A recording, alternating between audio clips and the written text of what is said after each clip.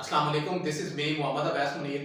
आज की ट्रांसमिशन के अंदर व्यूअर्स हम बात करने जा रहे हैं तालीमी पसमानदगी को किस तरह से दूर किया जाएगा। सेकेंडली हम ये बात करेंगे कि एक बच्चा जो अपने इनिशियली स्कूलिंग सिस्टम के अंदर आता है और इनिशियली स्कूलिंग सिस्टम में आने के बाद अपनी मैट्रिक एजुकेशन कंप्लीट करता है, यहां तक आते हुए कौन कौन से प्रॉब्लम्स इंसान को फेस करना पड़ते हैं फाइनेंशियली लिहाज से। इसके अलावा ड्यूरिंग द स्टडी टेन्योर वो कौन से फंडामेंटल्स प्रॉब्लम्स हैं जो इंसान की स्टडी के अंदर हर्डल्स होते हैं। इसके लिए हमारे पास आज के जो चीफ गेस्ट हैं वो हैं अली हसन। इनसे हम जानते हैं कि इन्होंने अपने मैट्रिक को किस तरह से ब्राइट किया, कौन से टीचिंग फंडामेंटल्स थे, कौन से फाइनेंशियल प्रॉब्लम्स थे जिनको इन्होंने पसे पश्त डाला। एक बात जिंदगी के अंदर याद रखनी है कि जो पैसा है वो स्टडी के अंदर कभी भी हर्डल्स नहीं लेके आता। अगर इंसान के अंदर वो जज्बा पैदा हो, वो ईगो हो कुछ कर गुजरने की, तो कुछ भी नामुमकिन नहीं है।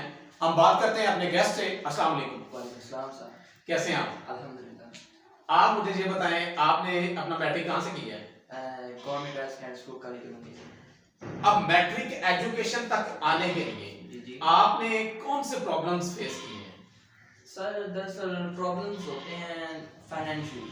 ठीक है। वो फाइनेंशियली प्रॉब्लम्स मैट्रिक के लिए, जैसा कि आपने पहले बताया कि मैट्रिक नहीं करता इंसान, मैट्रिक तक तो काफ़ी आसानी से तलीम हासिल कर लेता है। इसके बाद जो प्रॉब्लम्स आती हैं कॉलेज लाइफ में वो फाइनेंशियली प्रॉब्लम देती हैं, वरना नहीं देती। हफ्जाबाद की सरजमीन जहां से हमारा ताल्लुक है, यहाँ पे कॉमनली कॉन्सेप्ट ये पाया जाता है कि बच्चे जो हैं वो मिडिल एजुकेशन कंप्लीट करने के बाद यानी ग्रेड 8 कंप्लीट हुआ है तो मोस्टली पेरेंट्स भी ये प्रेफर करते हैं कि बच्चों को किसी काम काज पे लगाएं।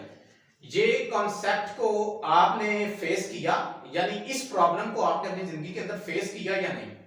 सही किया। सही दरअसल जो कंसेप्ट आपने बताया ना कि बच्चे अक्सर फील करते हैं कि उनके वालिदैन उन्हें फोर्स करते हैं कि कुछ ना कुछ काम करें। माशाल्लाह मेरे माँ बाप ने मुझे ऐसा फोर्स नहीं किया, लेकिन वैसे काम करने को जी चाहता था और वो मैं अपने वालिदैन के साथ काम खेतों में जाकर कर देता था। अगर किसी बच्चे को शौक है काम करने का वो करे, मोस्ट वेलकम। पर ये अगर आप कह सकते हैं ना कि अगर फाइनेंशियली प्रॉब्लम महसूस कर रहे हैं आप तो काम हल्का कर देना चाहिए, छोटा मोटा काम जो फाइनेंशियली तौर पर आपको मजबूत कर सके। अब देखें जी, बात यह है कि जब हम मैट्रिक के एग्जाम में चले जाते हैं, यहाँ पे दो तरह की कैटेगरीज हैं।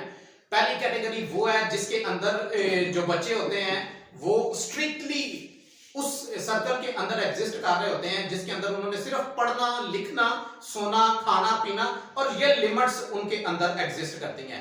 अब दूसरी कैटेगरी ये है कि कुछ बच्चे अपने माँ बाप का हाथ भी बटाते हैं और एक सिग्निफिकेंट पोजीशंस भी गेन करते हैं। आप माशाल्लाह वो बच्चे हैं जिन्होंने मैट्रिक के अंदर उस सिग्निफिकेंट पोजीशन को भी सिक्योर किया और साथ में अपने पेरेंट्स का भी हाथ बढ़ाया। तो मैट्रिक के आपके हालात कैसे थे?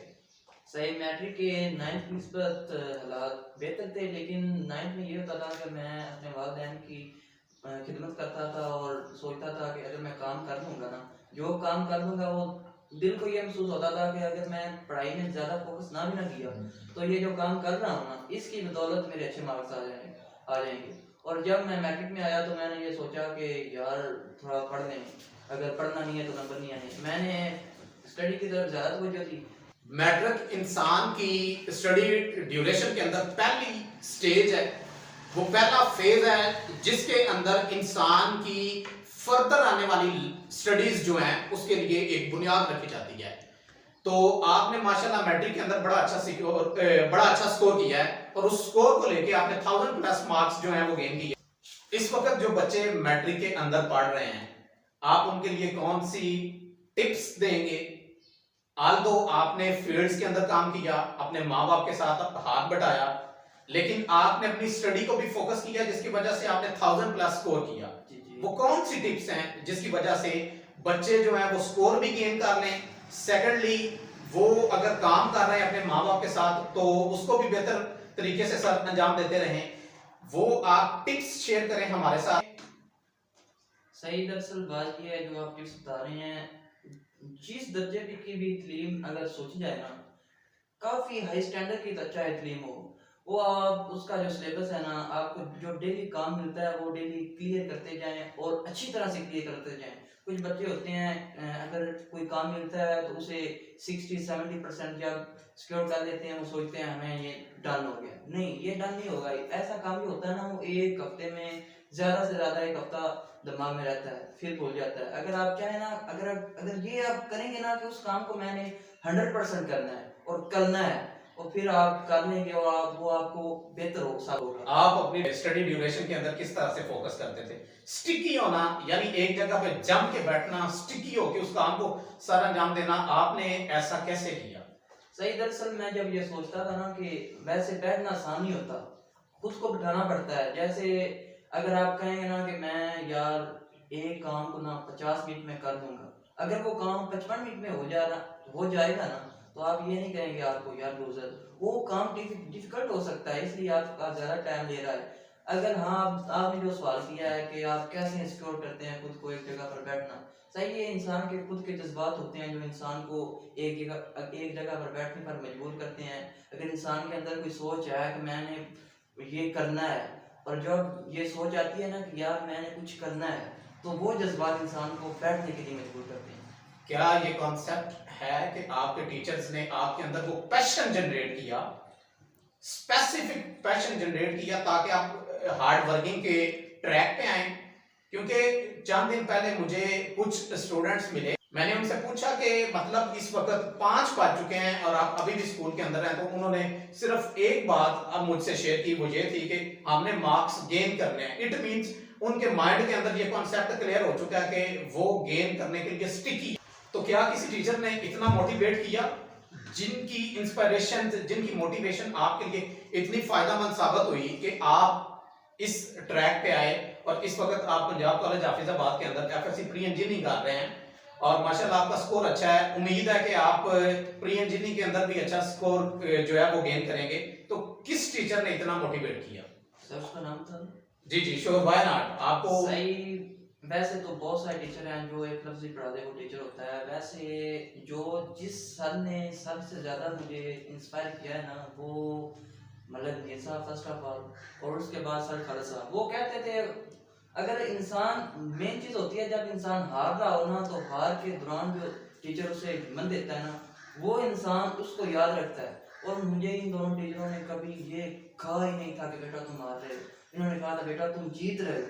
अगर मैं काम करता था तो वो फिर भी कहते थे बेटा तुम जीत रहे हो, अगर नहीं भी करता था वो फिर भी कहते थे कि बेटा तुम जीत रहे हो। इसकी वजह ये थी कि वो जानते थे कि ये किन हालात से गुजर कर आकर पढ़ता है और फिर क्या करता है, इसलिए उन्होंने मैं बहुत इंस्पायर हूँ और वो मेरे लिए वैसे इज्जत है। व्यूअर्स, सबसे बड़ी चीज, आप मेहनत पे कमजोर हैं, आपकी स्ट्रगल वीक है, लेकिन आपका गाइडलाइन करने वाला शख्स मजबूत है, उसका यकीन मजबूत है, उसका एतमाद मजबूत है, उसकी कैपेबिलिटी इतनी स्ट्रांग है, उसका यकीन इतना मजबूत है, वो आपको हिम्मत दे रहा है, उसके अल्फाज आपको ताकत दे रहे हैं।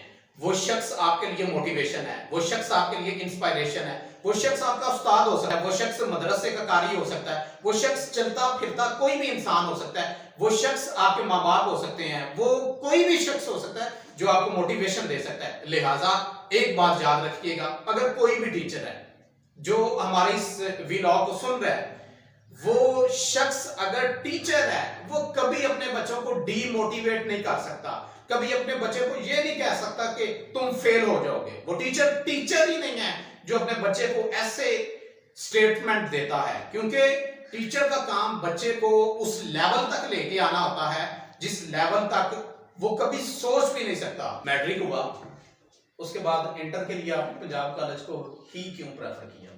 सही, मेरे वालिद की ख्वाहिश थी कि मैं पंजाब कॉलेज से पढूं, और पंजाब कॉलेज एक मार्केट के अंदर ब्रांड है, इसलिए सही वो ब्रांड होगा। अगर मेरे वालिद साहब ने कह दिया तो सर कह दिया, इसलिए सर मैं पढ़ रहा हूँ उसमें। आपकी अपनी जाती ख्वाहिश थी पंजाब कॉलेज के अंदर पढ़ने की? सही ख्वाहिश थी। मेरे वालिद साहब ने कभी सुना बच्चे की ख्वाहिश है कि वो पंजाब कॉलेज में पढ़े, और मेरे वालिद साहब मेरे साथ बहुत फ्रेंडली भी हैं, और उन्होंने महसूस किया कि अगर मेरा बच्चा पंजाब कॉलेज में नहीं पढ़ेगा तो इसका कहीं दिल ना टूट जाए। इसलिए सही मैं चाहता था कि मैं पंजाब कॉलेज में पढ़ूँ, और मेरे वालिद साहब ने भी इसलिए मुझे कहा था कि पंजाब कॉलेज में ही पढ़ूँ। और इस वक्त कोविड चल रहा है, कोविड के अंदर स्ट्रिक्टली पीरियड है स्टडी के लिहाज से, स्कूल्स हैं, कॉलेजेस हैं, बंद हो गए हैं, एक बहुत बड़ी बुरी तरह से एजुकेशन डिपार्टमेंट जो है वो मुतासिर हुआ है इस कोविड की वजह से। क्या आपको लगता है कि आप किसी जगह पे आपकी कोशिशों में, आपकी मेहनत के अंदर तसल्जुल आया है? सही, बहुत ऐसे अगर कह सकते हैं ना कि आप ये हालात मामूल पर नहीं है, तो ये बेशक ये हालात मामूल पर नहीं है हर लिहाज से, सही स्टडी के लिहाज से भी। अगर इंसान पहले कहीं ट्यूशन पढ़ता था, किसी सर के पास जाकर पढ़ता था, तो इन हालात में काफ़ी सारी मुश्किलात आई हैं और इन मुश्किलात की वजह से काफ़ी दिनों पर असर पड़ता है सर, और पड़ा भी है। एफएससी प्री इंजीनियरिंग कंप्लीट करने के बाद आपका क्या मोटो है? आप लाइफ के अंदर क्या करना चाहते हैं? सर मैं फर्स्ट ऑफ ऑल IAS करना चाहूँगा, और सर ये करने का मकसद ये है कि कौम के लिए जीना। सर अपने लिए तो सब इंसान जीते हैं, मैं सर कौम के लिए जीना चाहता हूँ और अपने मुल्क के लिए जीना चाहता हूँ। इससे पहले भी आपके गांव के अंदर बड़ी एग्जांपल है जिन्होंने मुल्क के पाकिस्तान की खातिर बड़ी जानें दी हैं और जिनकी कबूर के ऊपर आज भी सब्ज हलाली परचम जो है वो लहरा रहा होता है। बेशक वो इस मुल्क के लिए बड़ी जान देते हैं, बड़ा काम करते हैं इस मुल्क के लिए, वही जज्बा लिए आप सरशार होना चाहते हैं। जी जी सर। सर अगर आप कहना कि जिंदगी ये बहुत तवील है, सही ये सर झूठ है। सर वो कॉल है ना कि शेर की एक दिन की जिंदगी किधर की 100 साल जिंदगी से बेहतर है। अगर सर आप इकबाल को पढ़ें तो सर वो भी यही कहता है कि जिंदगी, हम इसे जिंदगी में बैठे हैं, असल में ये जिंदगी है नहीं सर। ये तो ऐसे ही है जैसे हम कमरा इम्तिहान देने के लिए जाएं और उससे पहले 1 साल के लिए हमें मेहनत करना पड़ती है और मेहनत के दौरान हम मुख्तलिफ सब्जेक्ट्स को तैयार करते हैं। और ये ज़िंदगी भी ऐसे ही है, मैं आए हैं इन आखिरत के लिए, हम इन सब्जेक्ट की तैयारी के लिए आए हैं। अगर हमारी तैयारी अच्छी होगी तो हम एग्ज़ाम में अच्छा कर पाएंगे। और सर मैं चाहता हूँ कि वो एग्ज़ाम के लिए यानी कि रोज़ा के लिए खुद को अच्छा तैयार करूँ और अल्लाह की राह में अपनी जान को कुर्बान करूँ। यानी व्यूअर्स, ये तवीलुल मुद्दत जिंदगी नहीं है, बल्कि ये एक छोटा सा पीरियड है जिसके अंदर इंसान अपना सर्वाइवल मुमकिन बनाता है और इस सर्वाइवल के अंदर रहते हुए हमेशा इंसान वो कुछ करने की कोशिश करता है, वो कर गुजरने के लिए हर तगोदो करता है जिसकी वजह से वो अपने मुल्क के लिए, अपने खानदान के लिए, अपने इलाके के लिए एक बेहतर नाम कमा सके। इंशाल्लाह ऐसी ही एक नेक्स्ट मोटिवेशन स्टोरी के साथ हम दोबारा हाजिर होंगे। अल्लाह हाफिज।